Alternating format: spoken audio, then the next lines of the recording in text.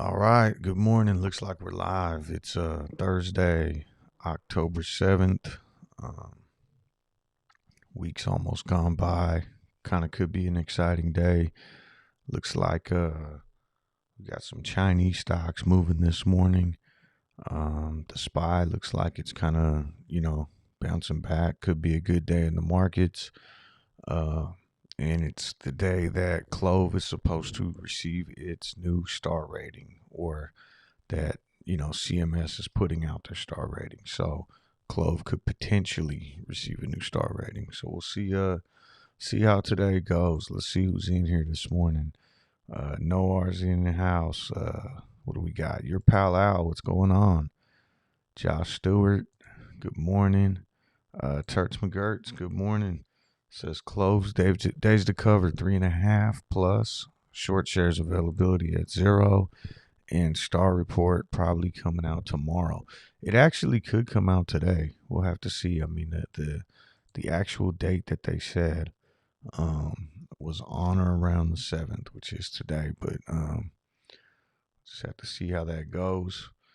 I'm getting kind of excited. Trying not to get my hopes up because, it's very well possible that we could stay at a 3-star. But, it would be nice to see any sort of increase or, a decrease in some of the major players. So either way, really looking forward to see how this plays out today. Peter, what's up? Good morning. Sly Dev, 6'8 Spindrift. Good morning. Dan, Big Nate, Pete, Skip. Yeah, so I started doing a little research into it yesterday for that ALIT. I saw that, I think right now it's trading at around 11 with a price target of 15. I think just got put on it. So I'm still doing a little bit of digging, but it definitely, from what I saw so far, it's looking pretty good. But I'll hit you back today. I just got busy at work a little bit yesterday. Let's see. KLF, good morning. Pete says upgrade on CLOV based on star rating, maybe next week. Yeah, I could see that. So, like, you know, we've talked about this a couple times. Like, what's going into the analyst price targets, and to me, um, even though I see CLOV as a technology company, I think until that tech kind of expands past Clover Health, it's not going to be right. So it's not going to be seen that way, at least in the short term. So all these analyst price targets are going to be based solely on, the healthcare side. And, right now, the healthcare side of Clover Health isn't profitable. Revenue's increasing, but it's not profitable. Now, they did a lot last year, or I should even say 2 quarters ago, in doubling their lives under management and doubling their revenue year to year. They're trending in the right direction. And like with any sort of insurance provider, the more you have signed up, the probably the more profitable you're going to be. There's power in numbers there. And so open enrollment is starting up next week. They just got approval to expand their geographic footprint, basically double it. So if this star rating either stays the same or increases, and let's say some of these other major players like United Health or Humana, or some of the people who really have a big stake in Medicare right now, if they get a downgrade, and they've been involved in a lot of fraud, and there's been a lot of news articles recently about some of those guys. Let's say they were to get a downgrade, and CLOV got an upgrade, that would be amazing. Or if CLOV stayed the same and some of these other ones got a downgrade, also amazing. If CLOV goes up to a 4-star, that makes them profitable right away. All these things could factor into the star rating, which not the star rating, I'm sorry, into analyst projections. because they'll basically be trying to project out, where CLOV's going to be, let's say a year from now, and, potentially, um, how they're going to do in this open enrollment, in the expansion areas and everywhere else. So yeah, I'm excited. I think we're going to see some price targets regardless, though. I mean, even based off the old information, guidance that we'll potentially see next month, after the Q3 earnings, or, earnings call. So a lot of stuff to be excited about, I think, in the coming weeks. Um, but today, with the potential for the star ratings to be released, that could give us a little bit of a boost in the stock. Um, let's see. Matt Johnston, what's up? Good morning. Turch McGurts, what's up? Zip Jester, Michael LaClova Nostra, what's going on? So yesterday, let me see here. Couple things. First off, the SPY. Kind of talked about this yesterday morning. It came down here in pre-market yesterday and touched 426. But then it was, pretty much started rallying back throughout the rest of the day, moving into after hours, and it's all the way back up to 439. So right now it's set to open way up here. That, to me, if it comes back and tries to fill this gap up to 442, it doesn't even have to be today, but once it kind of fills this gap up to 442 and surpasses it, potentially even moves above this 50-day moving average, I would say, like I was talking about yesterday, that's when I will probably look to jump back in on some of my my long-term plays, DraftKings specifically, and kind of feel like it's time, like,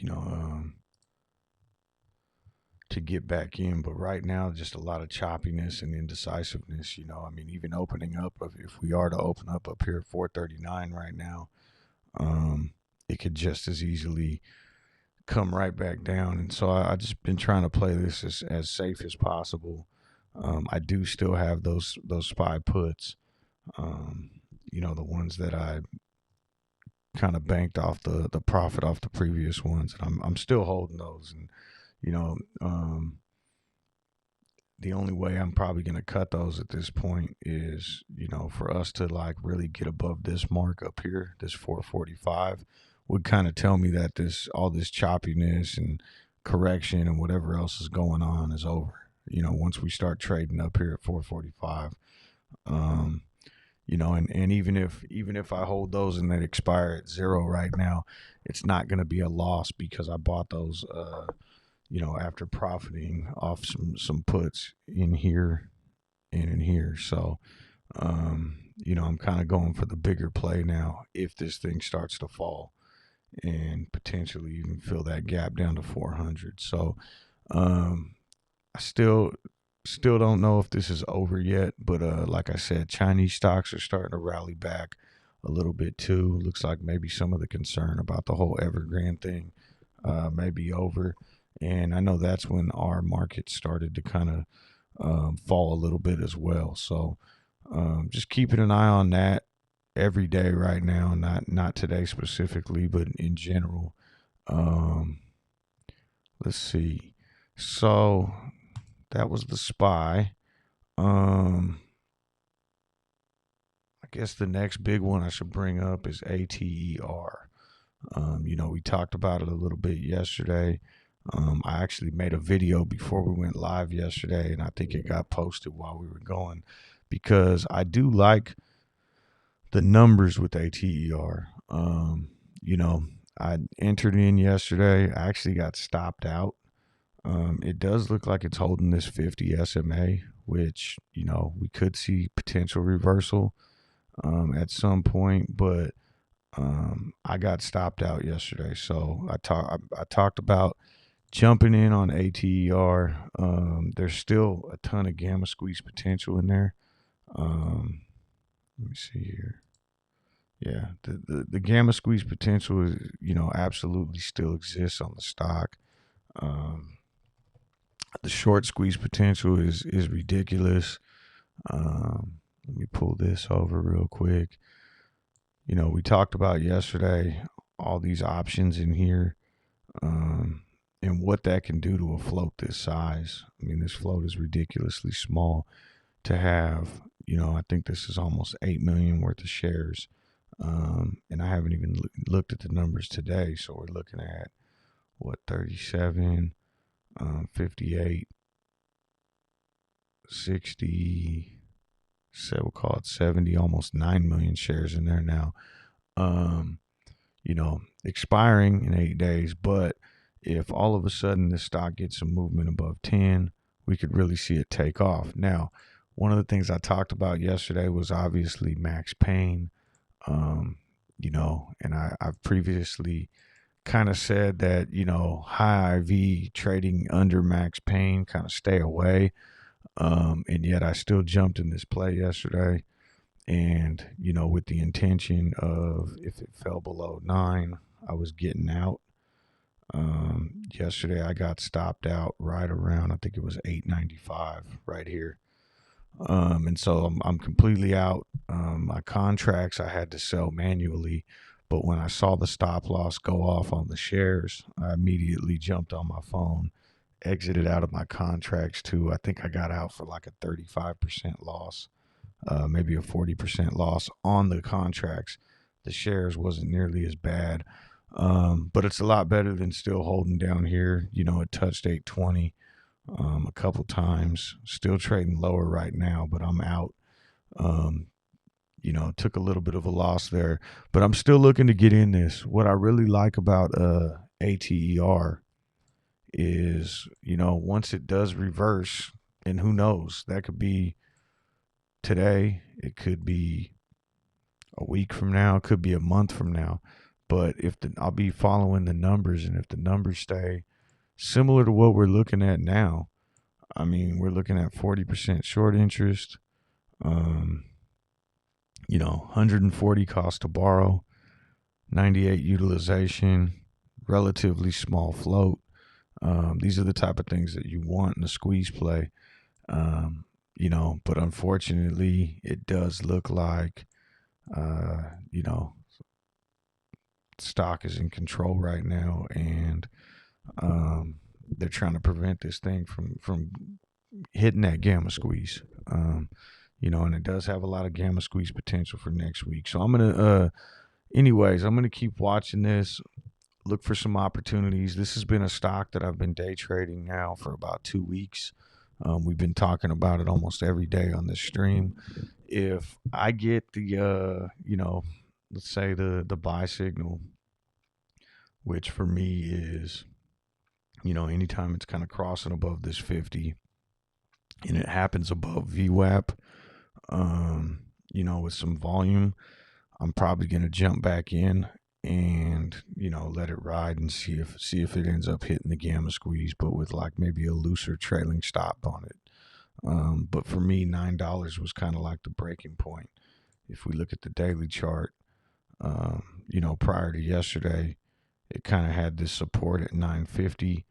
And then again, right down here, I was looking at the bottom of these two wicks at 9. Looks like 903, somewhere in that ballpark. And so I just set my stop loss at 9 or at 895 because I didn't know if it was going to come down and, touch 9, maybe a little lower and take off. But again, that's kind of the importance of having a stop loss, for when you're wrong. The other play that I ended up getting into yesterday was SDC, and that was actually the exact opposite. Worked out pretty well. Again, this is another short squeeze play. Not nearly as much on the options chain side, but we'll take a look at that right now to see if that changed yesterday. Larger float's about 3 times larger than ATER. sitting at 100 million. But SDC is again another one that's kind of been on the radar for a couple weeks. I actually got to thank Ecom because he kept like commenting about it yesterday. And sometimes it's crazy, like you have these rules, and obviously always changing and everything, but I've been talking about on here that with all these squeeze plays that we're playing, it's better to day trade them, because when the IV gets high and they pin it under max pain, it's going to get pinned there until the IV kind of like wears down. And then like I even made a spreadsheet a couple days ago where I was looking at the IV of all these different stocks and trying to figure out, okay, you got all these squeeze plays with all this volatility, kind of like in theory, the ones with the lowest IV will have the best opportunity to pass max pain because there's not as much incentive to manipulate them. And SDC kind of fit the build the best. But that's not the play that I chose before yesterday morning. I chose ATER because I like the gamma squeeze and I like to gamble. And that backfired. But SDC, based on everything I did on my sheets, actually would have been the play to pick. But I didn't pick it. Ecom, I got to give you credit. You were talking about it so much that throughout the day, yesterday, throughout the stream, that's what kind of prompted me to get into the play, because I started looking at it and telling myself, like, yeah, this one makes the most sense. So anyway, so I jumped in that one yesterday. Estimated short interest, a little bit higher than ATER at 46 right now. Cost to borrow is a lot lower, but 100% utilization. So again, these are all things that you want to see in that short squeeze scenario. 100 million float is still relatively small. Small enough. Had a nice day yesterday. Take a zoom out here. We talked about this yesterday too. The downside wasn't nearly as much as some of these other stocks, which is why I set that stop loss on ATER, because the downside on that thing could keep falling down to 3, and that's where I'd more likely like to enter, is wait until it's done falling. But anyways, SDC here really started ripping yesterday. Even if you were playing this as a day trade, nice entry point here again. I mean, it was just ripping all day yesterday. Even continued into pre-market this morning before falling down a little bit at 660, but it's still right around, I think right now it's at 676, which is right around where it closed yesterday. So I held my my calls on this one. So I'm still active in SDC. Yesterday I was talking about, I bought some January $9 calls. IV was cheap enough. Looks like those are up as of yesterday's close about 64%. So I was able to kind of recover that loss on the ATER calls and still be up a little bit. But I didn't cash out yet. I think this thing's still going to get some legs and keep moving. It is over max pain right now. Max pain on SDC, if we take a look, is at $6. So it's close enough to where it could get pinned down. This one does have weekly options, which make things a little bit more difficult. But right now it's looking pretty solid. If we look at this week, we have a significant amount in the money at 6, and 650 was another mark yesterday that it kept bouncing off of. It kept catching resistance throughout the day until it finally broke through, and that's about 8,000 differential there. If it continues to move up and cross 7, that's really it. With 11,000 there, at least for this week's chain. Now we look at next week, which is the monthlies. Things get a little bit more exciting. I think that there is enough room here to maybe propel this thing at least upwards to 9. It's going to need some help though to get to 10. Not as much in there at the 850 and the $9 strike, or even the 950 mark. So there's a little bit of a gap here in the chain.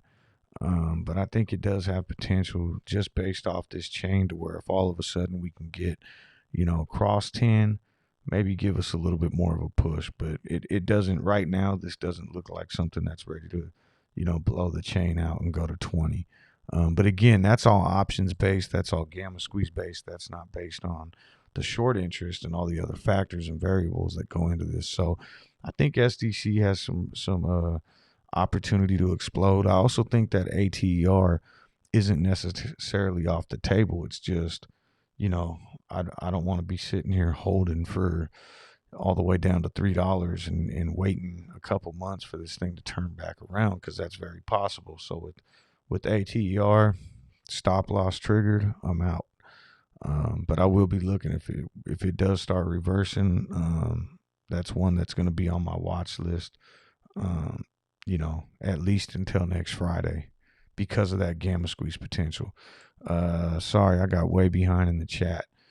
Josh says, do you think people will sell off like they did when it hit 28? I don't necessarily think too many people sold off when it hit 28. I should say that first. Or, I guess it's a combination of both. Yeah, people sold off. Yeah, people took profits. But I don't think it was just like this massive unloading like it may seem. Most of that was the gamma squeeze, right? So at the time, the option chain went up to 23. It's been so long now, I forget. We're talking CLOV now. 22, maybe 23. And, basically from about, I could be a little bit off of my numbers, but I think from about $15 mark to 22 was absolutely a gamma squeeze that day. And I think, it basically, we blew out the chain, exactly what I was just showing with SDC, but it was like every strike had at least, 10,000 open contracts outweighing puts all the way through. And once it crossed about 14 or 15 that day, the option chain took over with delta hedging and just, kept buying, which creates more volume. Got us up to like that 23 mark or wherever it was. The next day, I think, was more like FOMO kicking in, other people jumping into the stock and buying it up, maybe some shorts covering. We kind of topped out at 28. Now, I absolutely think people were selling, taking profits. But what happens in those gamma squeeze scenarios too is, and I don't fault anyone for taking profits. I mean, if you're riding this thing up from $6, that's, 4 times, almost 5 times profit, for people that bought in at, 630 where it was trading at almost 2 weeks prior. But when you see that profit taking and the stock all of a sudden dips down, once you get back underneath the option chain, or even right to the top of it, the delta starts decreasing, and now the option chain can unload those shares, right? The same algorithms that caused the gamma squeeze are now going to start selling off, and then you're going to see the reverse effect. And I think that's what ended up driving us back down to like 17 or 15, wherever we kind of settled out at. Like, I'm talking about this, and I could really just do this. Yeah. Once I think the option chain absolutely just kind of unloaded and kind of brought us down to 15, and then you saw shorts just take back over and start slamming this thing down from there. So anyways, do I think people were going to sell when it gets to 28? Probably. Everybody's doing their own thing, right? You got people who might have bought in at 28 at the top and timed the thing terribly, but spent the last 3 months averaging down, and maybe their cost average is down to 14 now. And shit, they might be selling at 20 and just taking their profit and getting out. There's people who were long-term holders who could care less about this 28 and didn't sell. and they can care less if we go to 28 again because the stock's just sitting in their portfolio until it gets to 100. You have day traders and swing traders that are going to be, I think everybody's going to be a little bit different. For me, at least, there's a couple ways this could play out. If it comes up and gets slammed hard right at the same mark and catches resistance and starts falling, I'll probably exit myself too. And then look to load back up because I really like the stock down at a lower price. And I've said that many times that whenever we get to a certain point, but I don't know. It's hard to say. I think everyone's going to have a different plan, but I think, having an exit strategy is definitely smart. For me, at least, I guess to get to my answer, I'm going to be waiting to get surpass the 28 and get to a new high. Will I time the top? Probably not. I think it's almost impossible to do. But try to get out at least as close to the top as possible. Like with the last run, I started exiting in around 22 and, got rid of all my calls at 22. I missed out on that extra $6 to the upside, but, accumulating shares and calls and everything down at $7, $8, $6 like we were to get out at 22 is still a huge profit, and I'm not mad that I missed out on the extra six. So that's just always have an exit strategy. And, day late, dollar short. What's up? Good morning.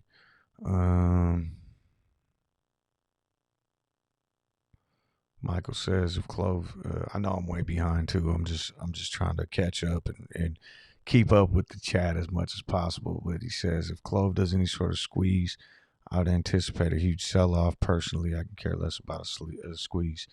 Yeah. I'm still anticipating, once things start moving, we're going to see, the options pick up. We're going to see all this other stuff pick up. And we'll probably still see an explosive move. But it is going to be harder to, have like a big explosive squeeze like last time because the float's a little bit bigger. But then that being said, AMC's float's much bigger than CLOV's, and that thing still ripped too, big, but it's just a little bit harder than it was when the float was at 100 million. But I still think this thing's got some room for explosive movement. There's so many shorts piled into this stock now that if and when we get the analyst price target update and everything else, and we start seeing price targets come in that are like double of what the stock's trading at right now, you're going to see a lot of volume come pouring into this. And, as we pointed out earlier, the days to cover, which is based on volume, has been dropping significantly right now. I mean, rising significantly because volume's been dropping. So when volume does start pouring in, a lot of shorts are going to be trapped, and we should see some sort of movement upwards. Dan says BBIG.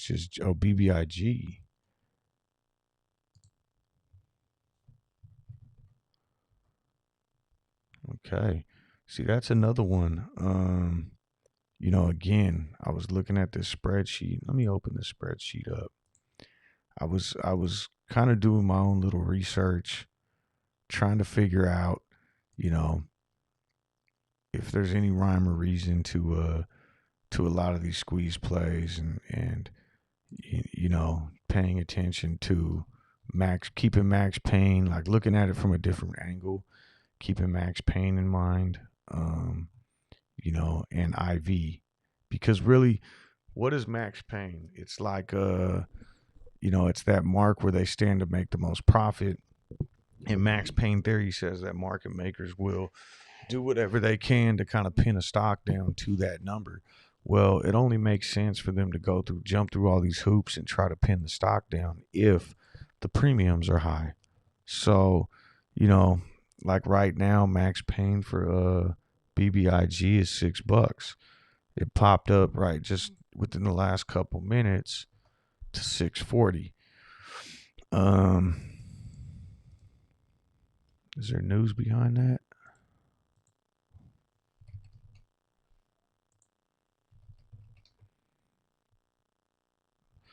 Vinco Venture shares are trading higher after the company and Zash Global reported the purchase of AdRiser for $108 million. Okay, acquisition. So this type of news could be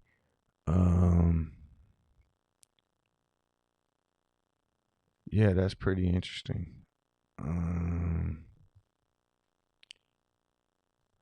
So let me scroll down a little. JG, Seek for Bleak, Present Mind, Sir Lucky Charms. I just want to make sure. Damn, I wish I would have saw your message earlier, Dan. I got way behind in the chat.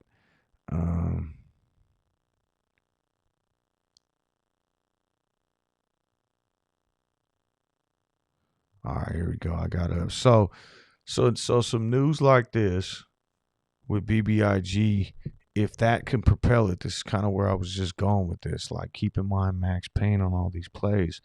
Well, we just got this news, and now it's trading above Max Payne. You know, and when the stock opens up this morning, we are going to have way back here, 14,000, 10,000, 21,000, all in the money. You know, there's some huge open interest here at looks like 9. Obviously, we're a long ways away from there. 10, 11, I mean, all the way down 15. Like, this option chain is really starting to load up here. That's for the 15th. You know, float size on BBIG right now is, let's see here. It's nice. I got this spreadsheet that I made now. I can check it out myself. Looks like around 97 million. So if we look at Ortex data on this one,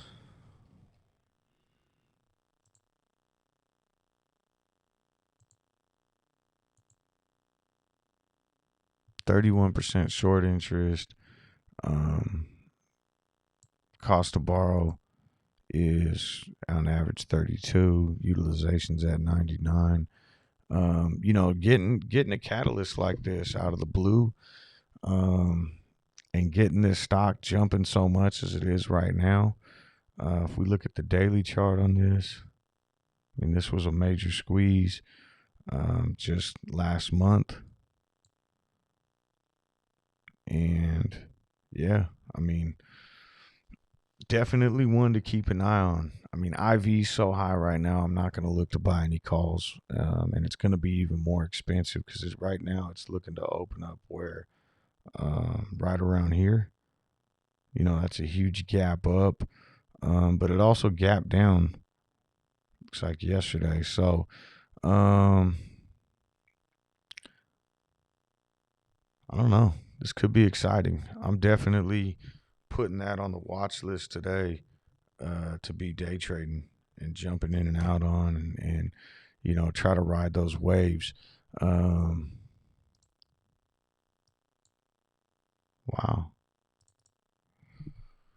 All right, let me throw CLOV up here if we're going to be watching BBIG right now.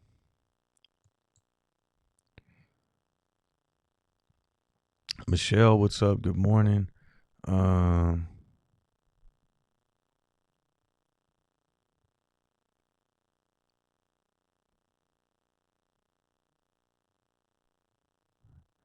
Ivan Velasco, what does the option chain look like for BBIG? Well, we just looked at that. So, I mean, I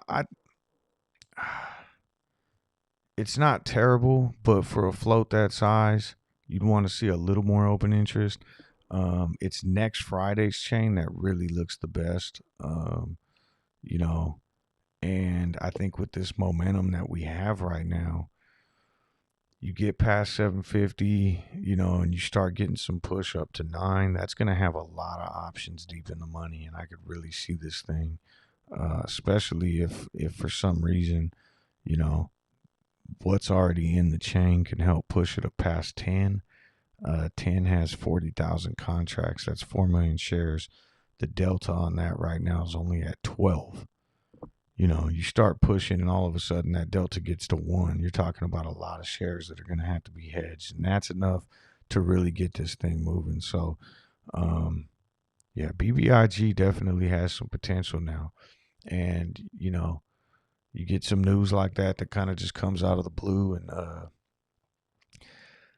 crazy things can happen. Noar says you seem like you need more coffee this morning. You know what? I have this big ass cup here. I just didn't drink any.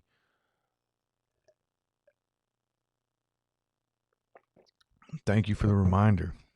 I did kind of need some coffee. I was up, man. Not to change the subject or start talking about other stuff, but so my oldest son's playing 3 sports right now. We got flag football on Sundays with practice on Thursdays. We have rec league basketball, like kind of like an in-house basketball type league that is practice on Fridays, games on Saturday.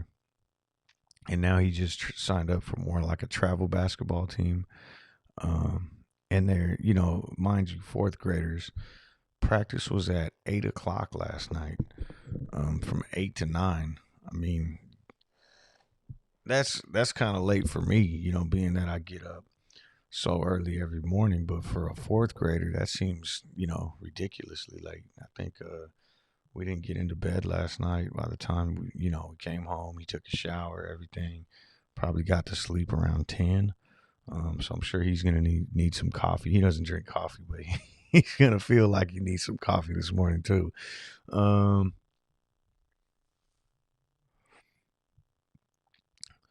Let's see here. Sly Dev just became a member. Right on. Thank you. Appreciate it. Yeah. So, anyone else who's interested, but Sly Dev, thank you. Thank you so much. Means a lot. I do have a channel membership. That's I think $4.99 a month. Just to support the channel. This is probably been active for about a month or so now. But there was people on the channel were just asking like, hey, how can we support? Do you have a Patreon? Do you have this? Do you have that? And so I set this up just as a way, for anyone who enjoys it and wants to support. And I really appreciate it, Sly. I do occasionally, I'll send out like some members only messages on there. Unfortunately, that last message I sent was to jump in on ATER, ATER, and that one didn't work out. But we had some good plays a couple weeks ago. And I'm going to continue to kind of figure out some cool features or perks to give to members of the channel. But I appreciate the support. Thank you. Let's see. Yeah, 8 to 9 o'clock for a 4th grader, and it's like, it's not too far from my house, but it's about a 10 to 12 minute drive to get home from practice, and then, like I said, showers and everything else, and kind of getting, and then getting him to go get to sleep. And so he's going to be a little cranky this morning, I know. Faith, what's up? Good morning. All right, so Andy Smith, good morning. What's going on? So BBIG, I'm just gonna go ahead and keep that on the watch list for today right away. So if you're just joining, looks like they had an acquisition, and the stock is up pretty big right now in pre-market. Closed yesterday at 5, currently trading at 6.30. This is a short squeeze play. One of the ones that, popped back in September, still has that, all the short squeeze variables. And now today it's going to see an increase in volume. So this may be the big play today. I would imagine that it's probably going to keep ripping. Just, As always, protect yourself. Have your stop losses ready. Have your price targets. Have your downside price targets to get out. Yesterday mine for ATER was $9, and that's when I was able to exit. Um, and it looks like ATER is moving now. What's going on with that one? Let's see here. So I'm gonna go BBIG here, and let's see what's going on with ATER now. Getting a little bit of volume too.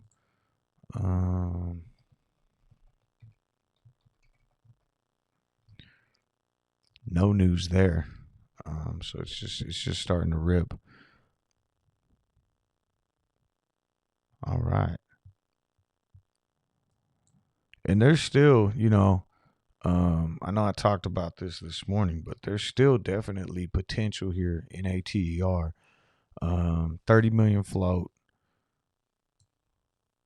a ton of open interest for the float size here. But it's got to get past 10 to have this gamma squeeze kind of happen. And it's not there yet. Yesterday, we were trading mid nines. It was kind of within striking distance. Now it's back down sub nines. So, again, if it kind of gets that reverse of momentum, even if I just see it cross 10, I'm definitely, if ATER takes off, I'm going to have a ticket on the way up. But, I'm glad my stop loss cut me out yesterday, regardless, because otherwise I'd be sitting here holding shares at 820, and who knows how much lower this thing can go. All right.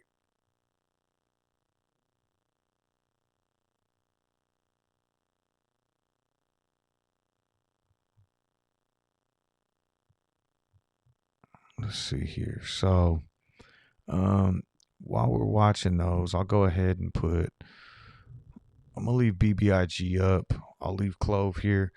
The only other two plays yesterday that I had talked about, potential for day trading, and I actually did jump in just once on VYGR yesterday on my lunch. But VYGR was one. And again, for those of you guys that are day trading right now, that's what I've been scanning for every morning is stocks that show opportunity.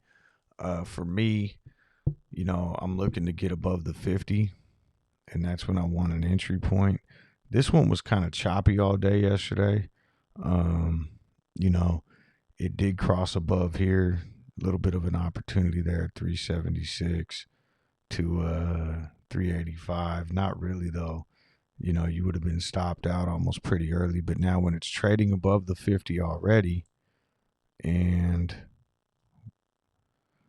now I'm looking for a cross or a bounce off of, the 9 and the 20. So this would have been another entry point, probably for a bigger run, 378 up to 404. Not bad. I ended up playing it right. Where were we? It was at right after 12.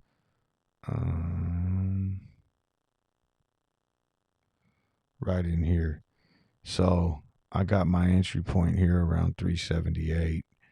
It did pop up to 402, and I think I got stopped out somewhere around like 390. So not bad. I just made one trade yesterday. I've been busy at work right now, but this stock was actually a little too choppy for me. If I was watching this all day, I probably would have ended up backing out of it and not playing it and just looking for other opportunities. BTBT was the other one. Again, if you're just playing that simple strategy, couple entry points, 1158 to 1188, another cross here, 1162 up to 1235. That would have been a nice rip to be on. And then a couple other ones, but that was it for yesterday. And kind of what we talked about was just, watching kind of the same stocks, those all these squeeze plays, and they keep offering opportunity. So let's get back over here, see what's going on with the ATER, and then we'll see what's coming up on the scanner today. But honestly, I think, really the widest ranges we've been seeing has been in a lot of these previous runners with all the volatility. Opportunities to day trade ATER, SDC, BBIG today. There's going to be plenty of room in there. So it looks like Faith said, "What do you see BBIG highs?" So, it's still a heavily shorted play. 31% short interest. Cost to borrow right now on average is 32%, and utilization is almost at 100. So it's still a squeeze play. Volume right now on BBIG is, we didn't even look at that earlier. Looks like so far in pre-market, it is at 11 million in volume. If we look at how that compares to what it's been seeing on a daily basis, yesterday it had 20 million in volume on the day, and it's already at 11 right now. You go back to prior to like all this squeeze stuff, it was looking at probably 11, 10, 6, so somewhere in there. So that's a lot of volume pumping into this today. Right now it's looking to open up way up here, which also gives it a little bit of fuel in the option chain. Based on float size, I think we really want to see this thing probably get past 8 before the option chain really starts taking over. But it's really hard to say. I mean, the option chain right now goes up to 24. Is it going to blow out the chain? I don't know. It definitely has the potential to. It's really loaded up, and right now it's about to open up the day with a ton of these contracts already deep in the money. As we just passed the $5.50 and $6 strike, and it has the potential to open up above $6.50 right now if it keeps on moving.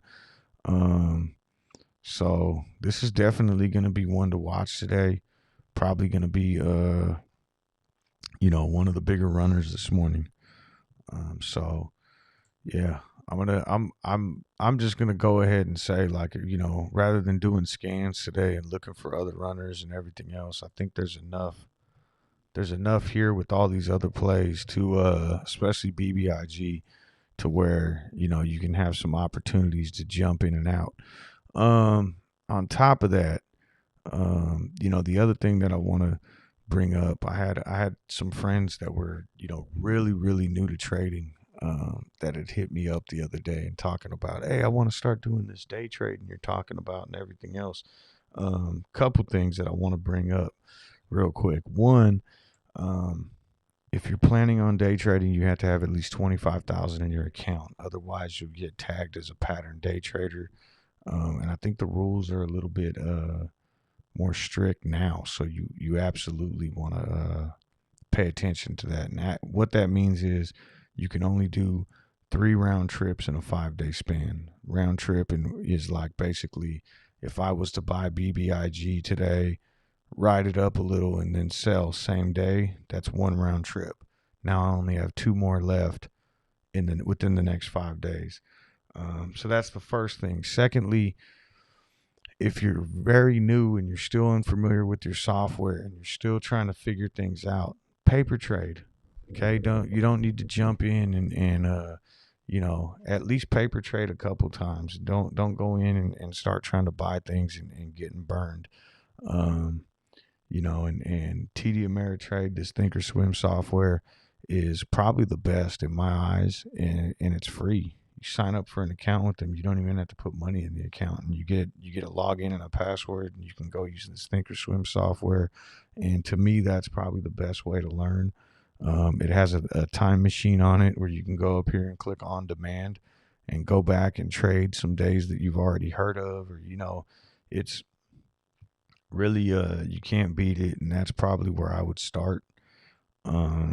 And even if you just kind of do it a couple times to make sure you're familiar enough with the buttons, and I know some people want to trial by fire and get in there and start playing with real money, but at least make sure you know what you're doing first. Otherwise you could really get burned. And absolutely, utilize stop losses, especially when you're first starting. Let's see. Patrick Zhang, what's up?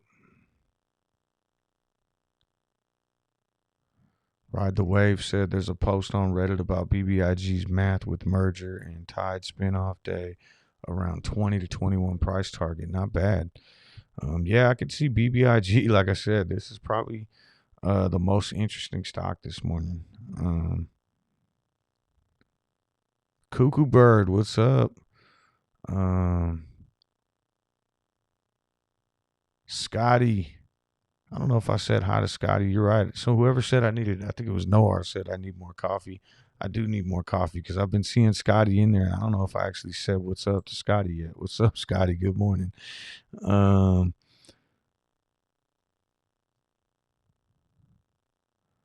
see.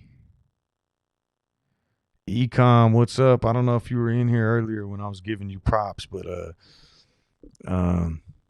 SDC, I did all this research and everything this week, and I was looking at all these different stocks, and I kind of had this new theory about, if I was going to pick one of these short squeezes, I'm going for the one with the lowest IV that's already trading past max pain, and SDC fit the build. And then I saw the option chain on ATER, and I got all excited and threw everything out the window. But I'm glad you were in here yesterday talking about SDC, because then as I started looking at the charts and everything else, it prompted me to follow through and grab some calls as soon as we opened yesterday, and they're up pretty big right now. So thank you very much for being here. Al Trades is in the house. What's up, Al? What's going on? Nice to see you up and early. Al Trades doesn't sleep. So this dude, he sends messages at 2 a.m. He sends messages at 5 a.m. He doesn't sleep during the day either, because sometimes he's streaming and he's tweeting stuff. And I don't know when this guy. I guess Canadians don't need as much sleep as I do. I'm just giving him shit. But Al, thanks for dropping by, man.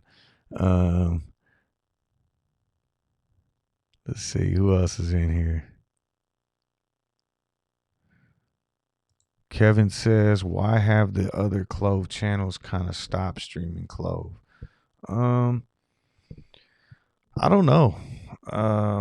For me, I was doing this before CLOV, and I'll continue to do it after CLOV.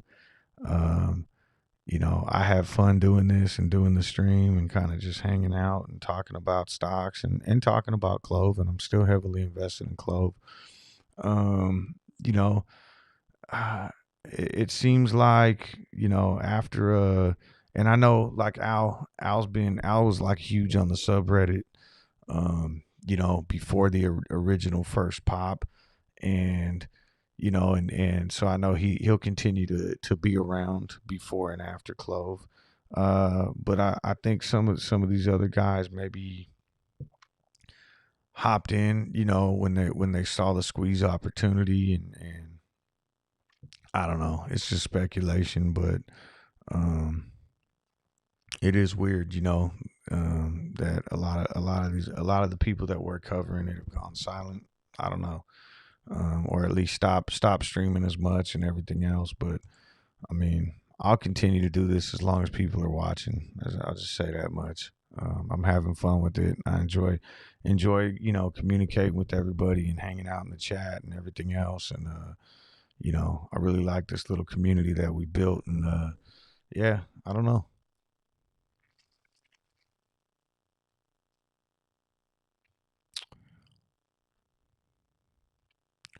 Let's see.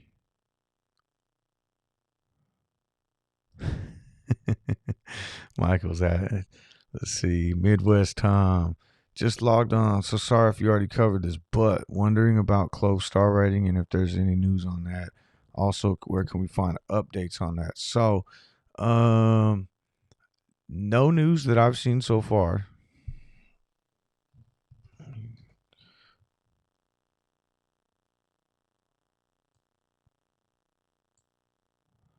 Yeah, still nothing. I know someone posted in the CLOV subreddit to go to this Medicare.gov website. And so I went to it this morning.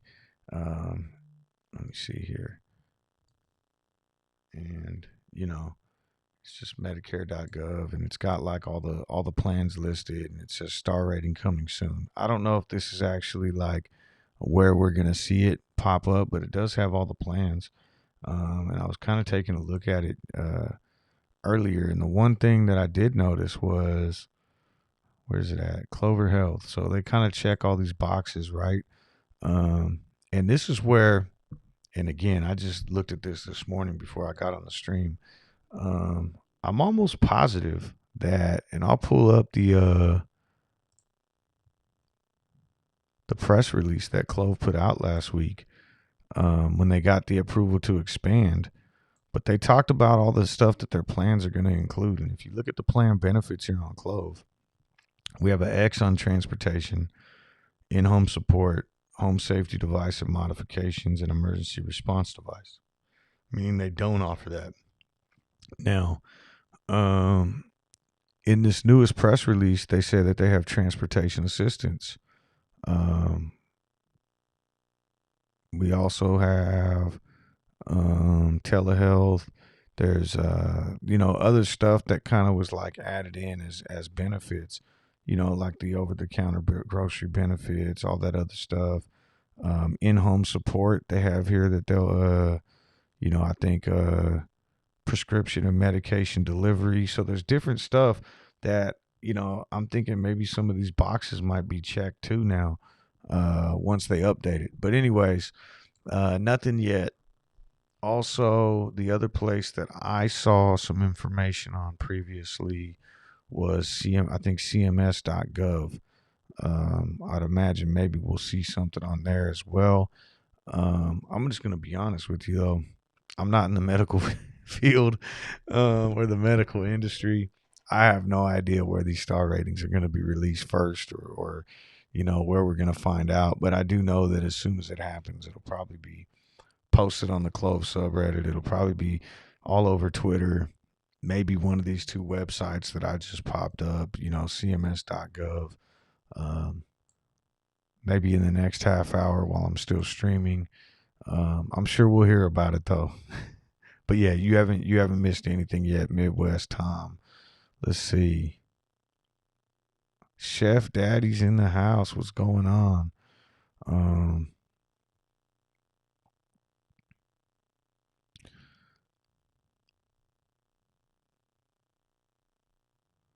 let's see.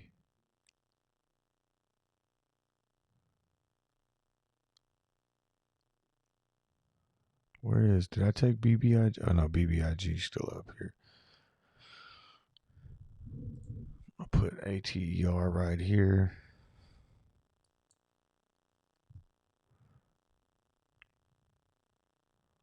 Wow, Fluffer, what's up? I haven't seen Fluffer in here in a long time. At least not in the chat. What's going on? Good morning.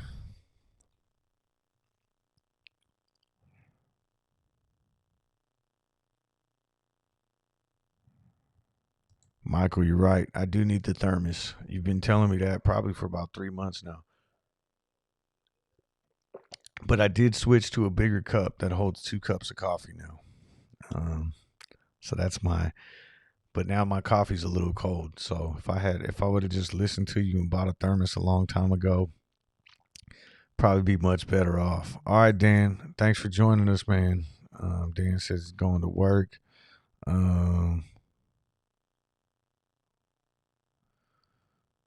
Let's see here. Kevin or Big Nate says follow Coach in the morning and Champ Vibe at night. Yeah, Champ Vibe.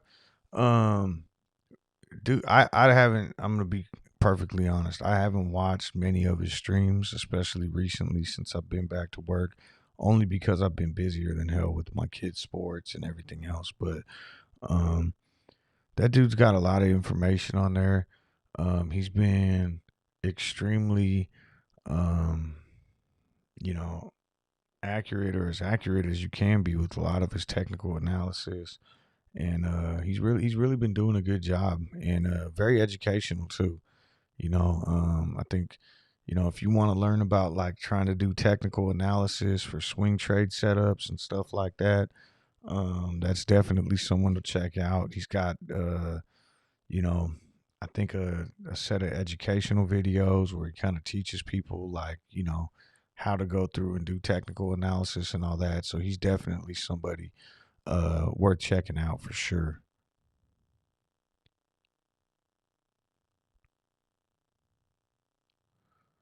Let's see. Very disturbed. Good morning.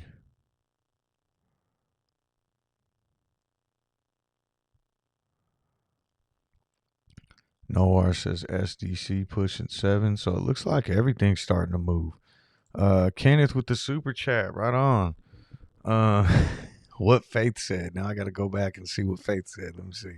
Faith said, "Thank you, Coach, for continued advocacy for CLOV community. Takes a lot of time and sacrifices away from the family."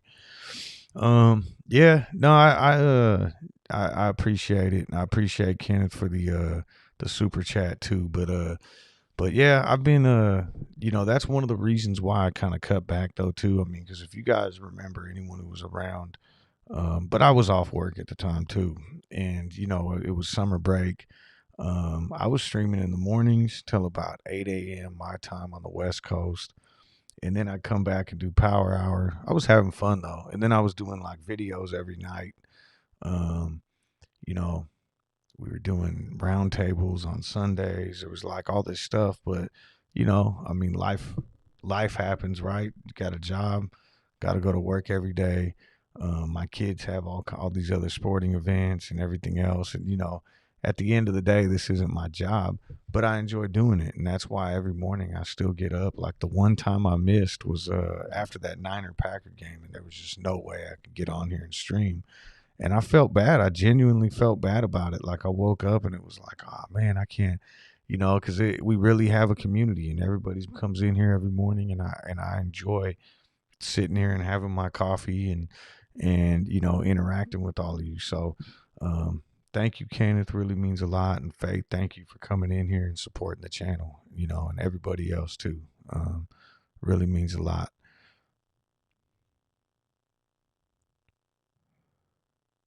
There we go. Austin Scott said the in-home support is delivered healthcare services with partnership with MetaRive.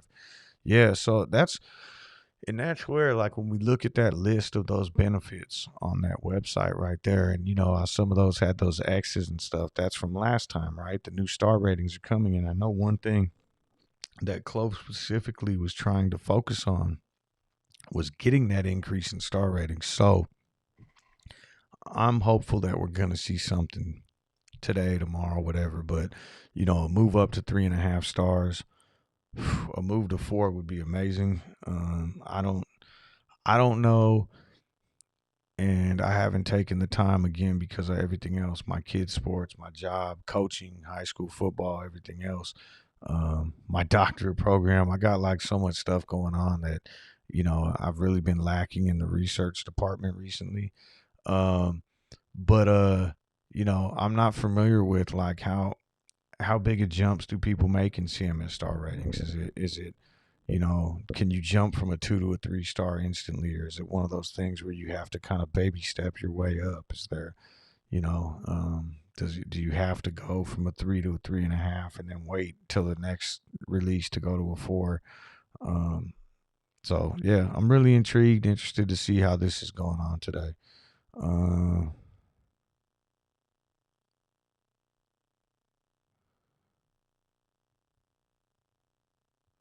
Noir says entire watch list is green except for Hut.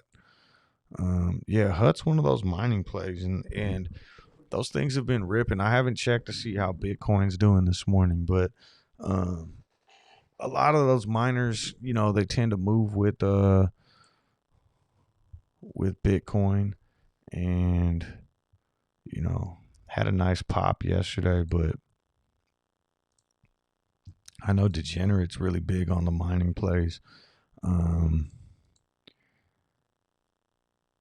Shit, this thing looks like it might be. I mean, just at first glance, nice little pattern here if it could break out. get a break above here, 1150-ish. I really like HUT, what I've been seeing with it recently. Ghost has been talking about that one too. So is Terts McGurts. I know a lot of you guys have been playing HUT recently.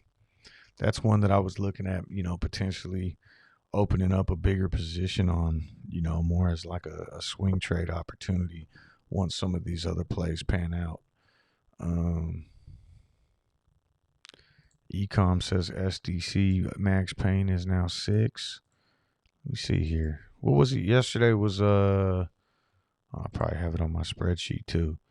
Looks like the day that I made this spreadsheet, it was 550. So about 3 days ago, it was 550. And yes, it is at 6 now. And SDC is currently trading at 678. So still far above there. And I kind of talked about this a little bit earlier. I really think of all of them right now, ATER has the most gamma squeeze potential. But SDC, they all have great short squeeze potential. And I'm going to include BBIG in the mix now too, because of, this big gap up right now. But with SDC, not bad. I mean, especially one of the things you want in a gamma squeeze is to get to this point, right? You want to get to this point where you have some of these strikes already in the money, so that you're not sitting at that point to where, now all these other ones are unhedging. A lot of this still needs to be hedged now. But I would say, like, at every dollar mark, we want to make sure to we want this continuation. So from 8 to 9 now, you're only looking at 6,000. That's where the biggest gap is. Now that could change instantly today too, right? At market open, you start seeing some people coming in and buying this up, or something to get some continuation, or even just retail share buying, any sort of pressure. There's a nice continuation here to 10, but then it really drops off, right? So I could see the option chain pushing this up to 10, 11, maybe even 12. That was for next week's expiration. So anyways, yeah, I just think ATR has the best gamma squeeze. But SDC, in terms of being past max pain right now, definitely seems to have the most potential to not get pinned down. So I'm going to be watching all of them. I do have my calls on SDC. No more position in ATER. I got stopped out yesterday.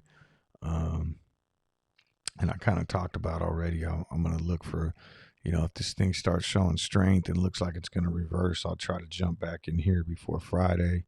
I have no position in BBIG, but I'll definitely be watching this one today, because having this huge increase in volume, I think it's at 14 million right now in pre-market. A lot of calls already, deep in the money. It already surpassed what 3 strike prices, and if it can open up above 650, that's going to be even better. And there's some huge open interest on this option chain as we go deeper out at 10, at 15, and at 20. And these are the type of ones where, if it can get to these numbers, that might be enough to push it through and get to the next big point. And that really does have some potential to possibly, blow out at 24 or something like that. So a lot of good plays right now, but I think the most important thing is to always take profits in these plays, and definitely protect yourself from the downside. Use a trailing stop. Use a hard stop, like a stop loss. Do whatever you can, especially if you can't sit by the computer all day, and you're not going to be intensively. I mean, just look at this. And it's funny because I did have a stop loss on ATER yesterday, and it actually triggered when I was not at my desk. So had I been trying to do it manually, I would have been screwed. I was actually, I went to go use the restroom. I left for a second, and that's when the alert went off. And, I'm just going to pull this up here. I hope nobody got really burned in this, but, This is a perfect example why. This is CEI from a couple of days ago. And I know the same thing recently happened with PROG, but this can always happen. It always has the potential to happen. 267 down to what, 140 in 3 minutes. You know what I mean? So, or actually, this is a 5-minute chart now. So, in 15 minutes, you want to protect yourself from that type of stuff from happening, especially on these lower float stocks, especially on these stocks that are up 300%, 200%, anything like that. Protect yourself from the downside, no matter which one of these plays you're getting into or playing right now.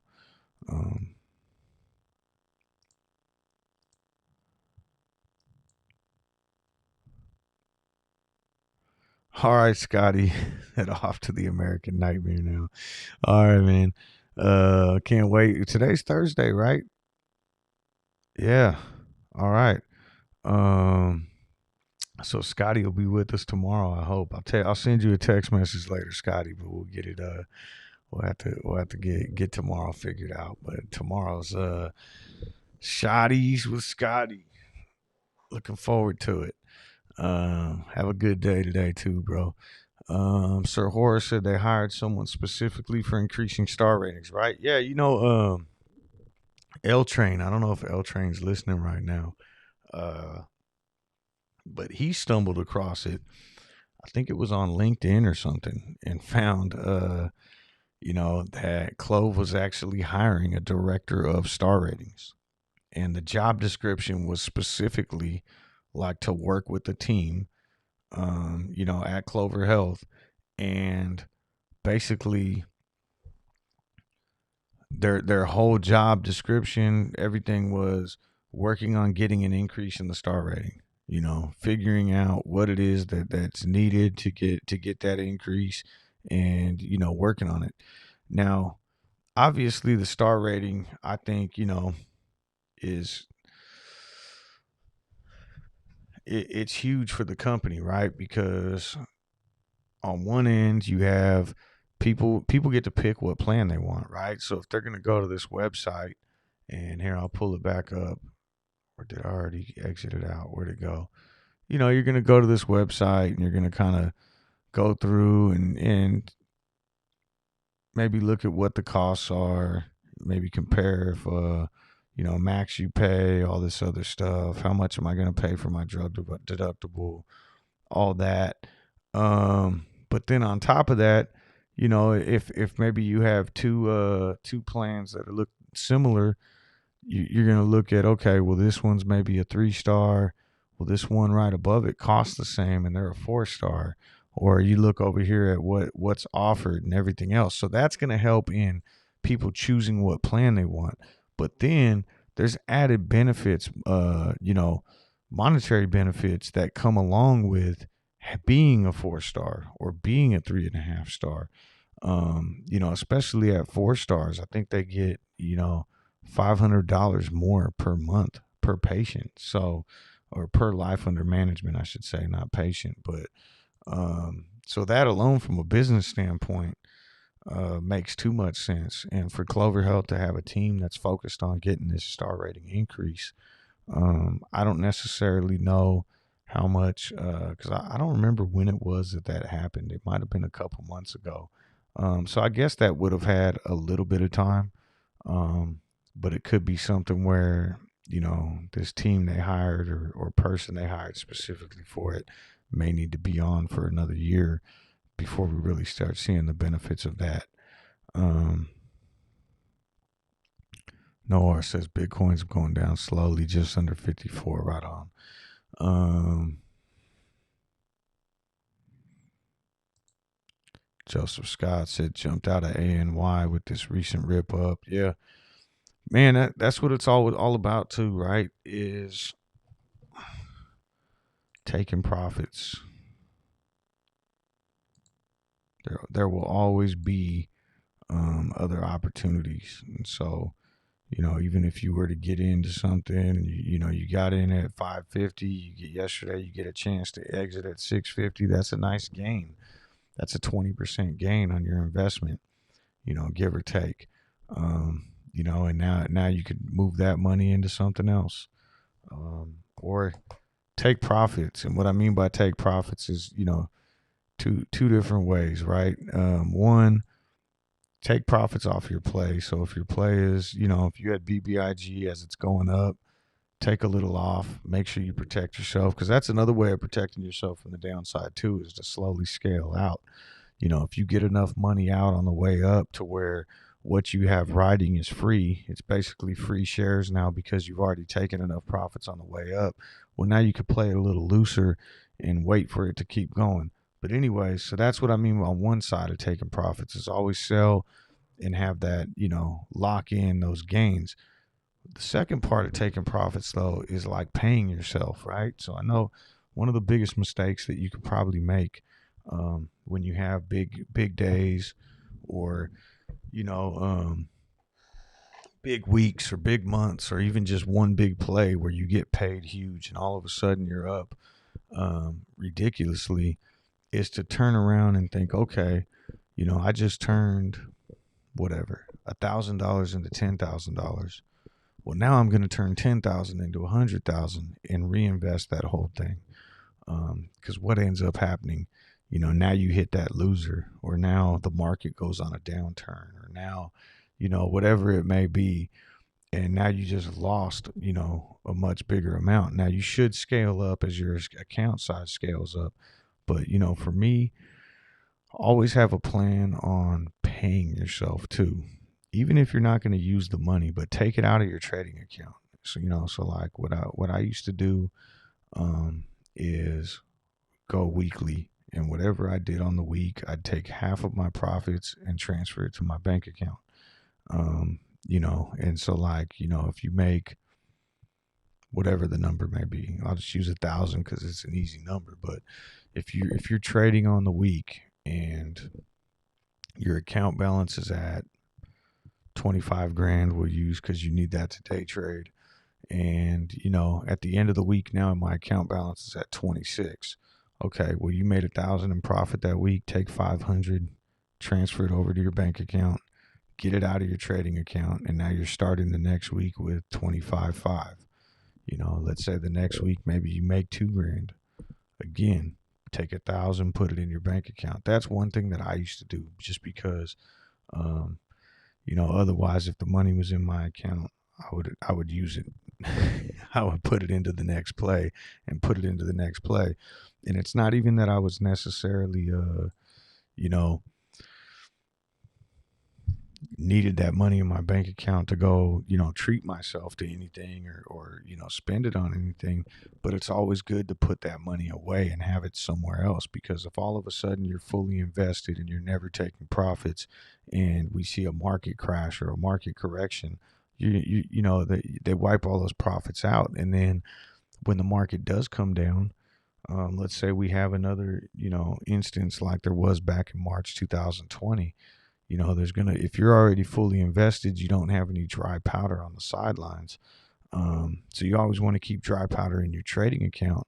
But also, if you're paying yourself that profit throughout the year, now you should have extra money sitting in your bank account too, right? So when the market goes on another downturn, or all of a sudden some opportunity pops up and you're like, wow, I really want to jump into that, you might have some extra cash on the sidelines as well that you could now transfer back in. So always pay yourself too, no matter what your plan is. Have some sort of plan. Okay, it's always good to grow your account, and you definitely need to grow your account, but at the same time, you got to pay yourself.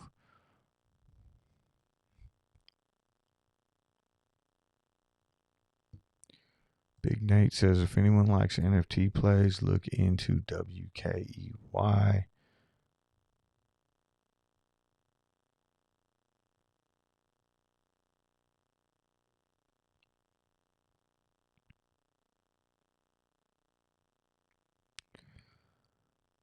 Let's see here.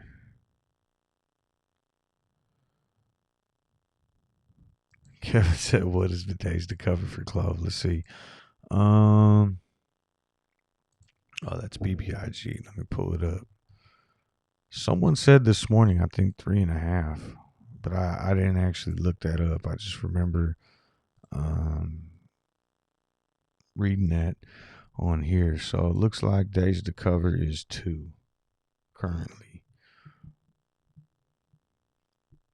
according to Ortex.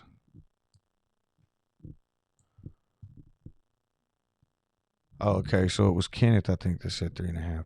Now, again, that it depends where you're reading it at too, right? So if I look at, let me see here.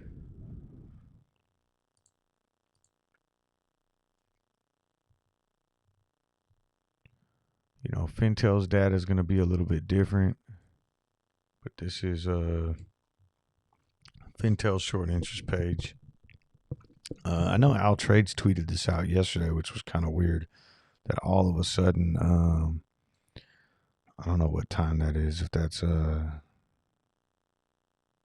but it looks like zero shares showed up available, and then just like 30 minutes later or within an hour, the same 2.9 million came back, and that was pretty crazy there. But short borrow fee is still super low. You know what? We haven't even looked at the. Let me pull that up real quick. Chart exchange. I didn't look at that. Oh, there we go. Sorry. So days to cover right now, according to Fintel's, at 3.5. So different numbers everywhere on CLOV. There hasn't been any consistency going all the way back to June. I think a lot of it had to do with the warrants and everything else. But that the float size was maybe being reported inaccurately everywhere else, and that's why you're going to see different numbers.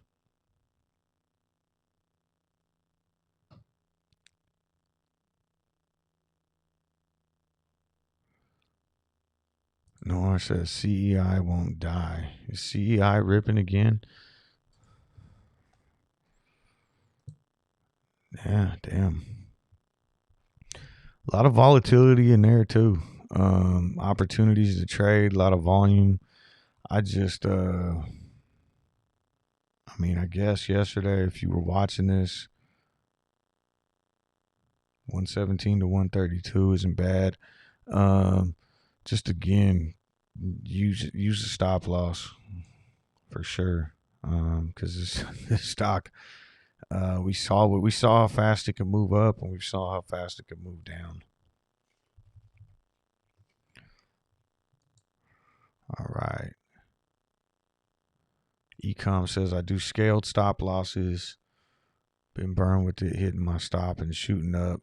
Scaled stops little by little while still keeping profits. Yeah, that works too. Just kind of like as the stock's going up, you go in and kind of throw one in for a certain percentage of your what you got. Throw another one in. I've done that too. Really, it kind of depends on what I'm doing too. Like if I'm trading multiple stocks at once, I'm just gonna set a trailing stop and say screw it. And if I miss out, I miss out on the bigger move to the upside. I'd rather just lock in the gains. If I'm just trading one stock and I don't have any distractions around and I'm actually, able to zero in on it, I won't even use a stop loss. I'll just kind of like manually and have my fingers like on the keyboard the whole time and just, when I see it hit sell automatically. And that works just as well, but there's some room for error there, and I know some people that's the only way they do it, and that's fine. But like I said yesterday, I ran to the restroom and I would have been screwed because ATER dumped hard once it fell through 9. So I'm glad I had that stop loss set at 895. But always have something.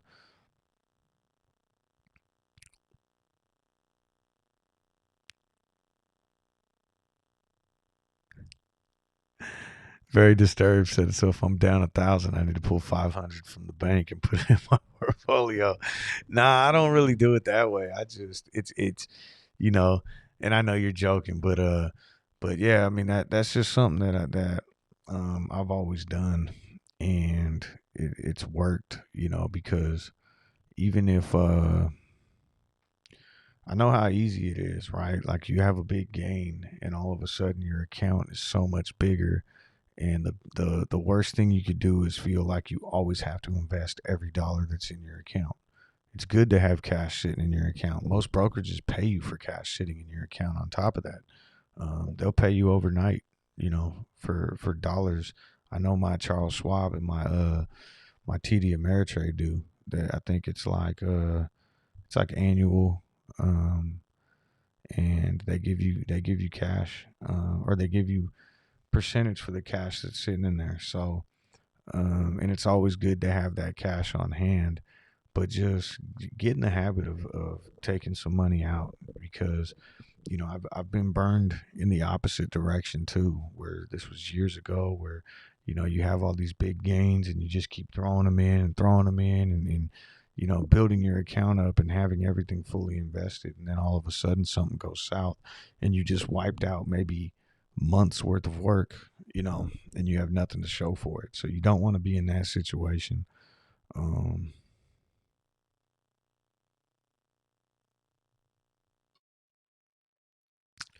that looks like the morning bell. Genetic Nate, what's up? Good morning.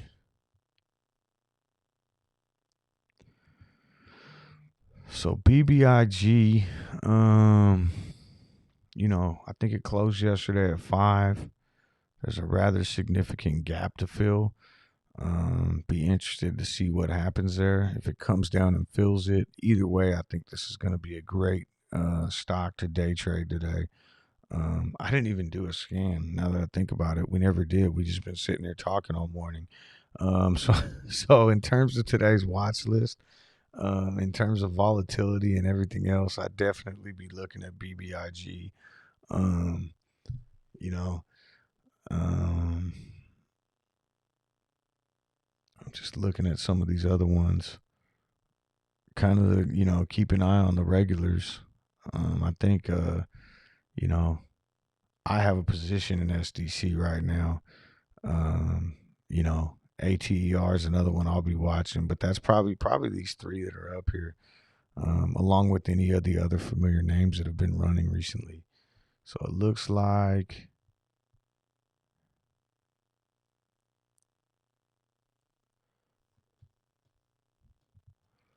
I don't know, I'm just looking at red right now. I don't like it. So the SPY is actually up, gapped up a lot, almost $4 right now. So interesting to see how that plays out and how it's going to have an effect on the market.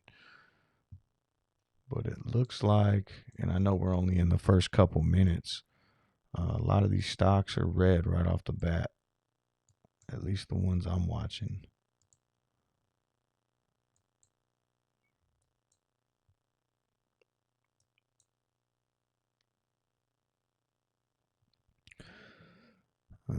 ATER getting a little bit of juice right there. Man, I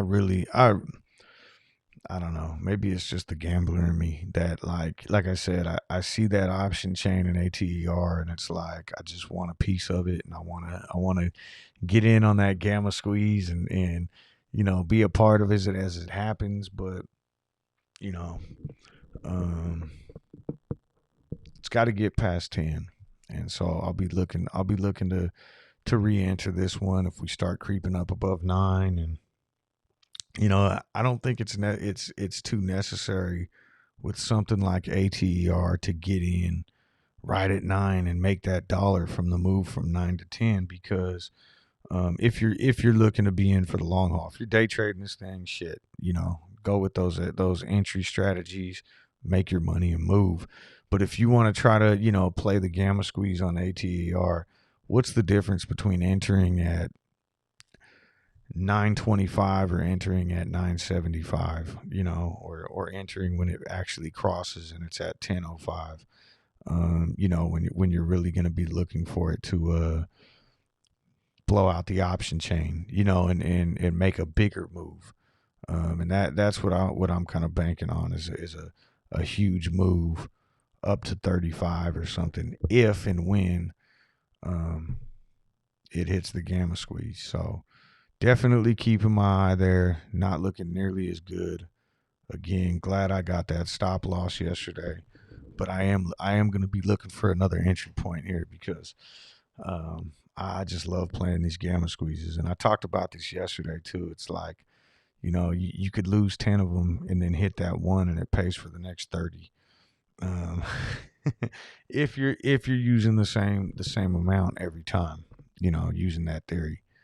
If I put $100 into 10 different gamma squeeze potentials and lose 1,000 playing them that way, and then on the next one that $100 turns into $5,000. Absolutely. I look at it as like playing long shots at the horse races, or throwing in a parlay on a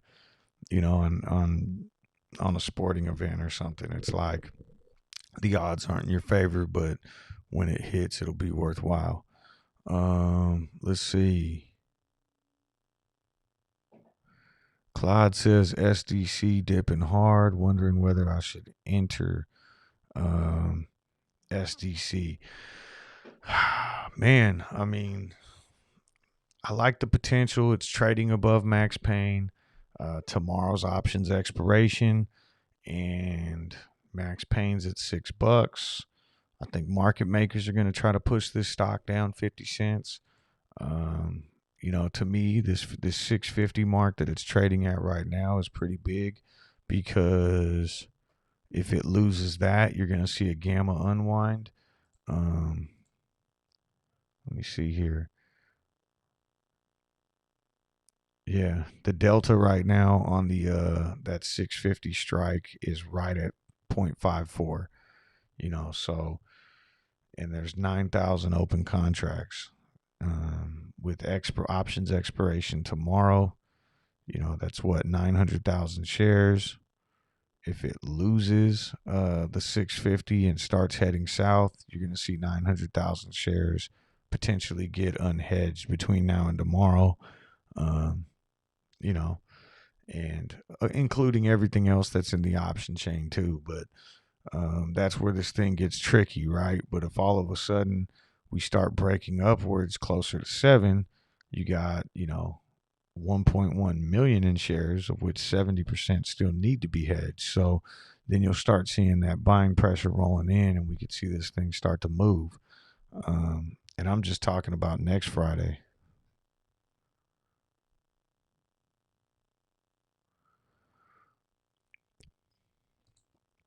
So he says, I'm surprised more stop losses didn't activate when SDC dipped.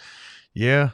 It just depends where you set them at. Like even yesterday when I set that stop loss for ATER, even though $9 was my mark, I didn't want to be a stop loss at 9, because a lot of times, you'll come down and hit that 9, and maybe it'll dip down to 8.99 or 8.98 if that's where the support's at, and then move up. And so usually I'll try to go a little bit underneath there to really verify that it broke through. And so I went with 895, which was probably a little bit tight. Like I probably could have set it at 890. But either way, shit, it stopped me out before it ended up, tumbling down even lower. So definitely happy about that. And yeah, it looks like SDC starting to reverse right now. Still early though. The first 5 to 10 minutes on most stocks, you're just establishing a range, right? So we kind of have this downward range here down to 643 now. This thing might come up in the next couple minutes and maybe, hit as high as 690. And now we have like a range on the day. And now we'll be looking for the stock to either break up out of it or break down out of it. And that's really, that's why it's really hard to like base what's the stock going to do on the first, 6 or 7 minutes. I mean, we've seen this so many times where, the red comes down and then all of a sudden the thing just takes off opposite direction, or, the flip effect. It's like it comes out and it looks so strong right off the open and you're seeing green, green, green, and then the thing just tanks for the rest of the day. or at least for the rest of the morning. So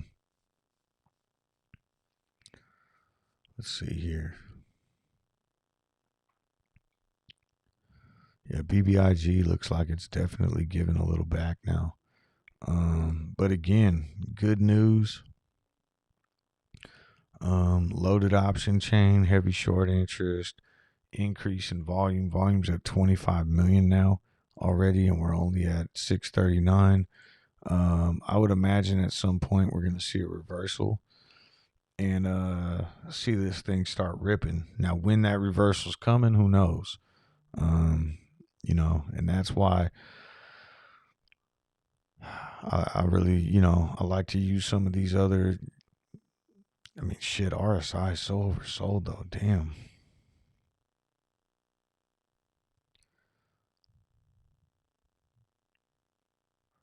Well, we're starting to see some green across the board. What's going on here? So the SPYs just broke 440 a second ago. It looks like a lot of these other stocks are starting to move up too.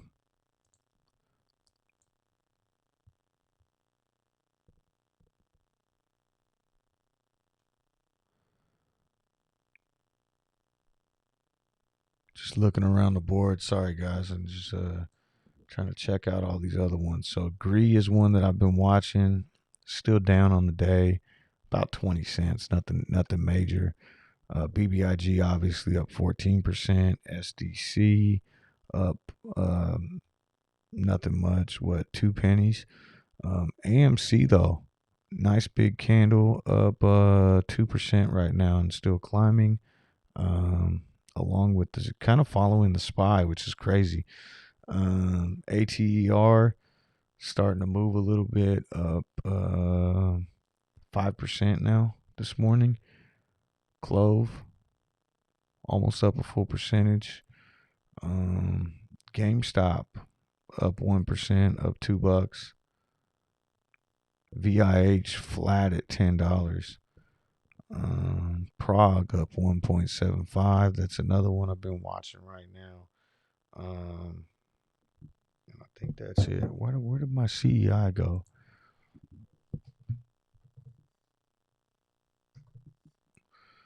And CEI up 47%. Or 43 cents. All right. Let's see here.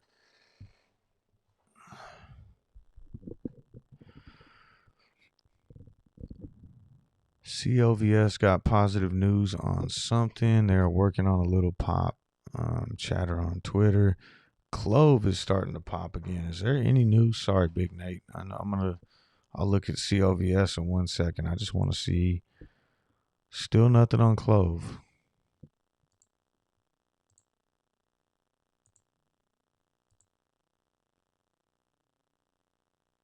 Yeah, I just updated some of these other websites. I don't see anything about star ratings yet, but hey, keep going green. I like it.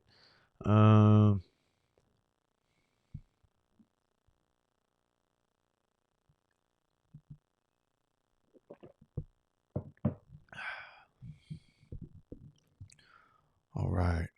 Where we at now? 642. All right. So before I sign off, thank you everybody for joining. I know we got I think a couple of new members today. Really appreciate it. Big Nate, I'll get those numbers for you right now. Before I sign off, let me check for you. CLVS Clovis Oncology.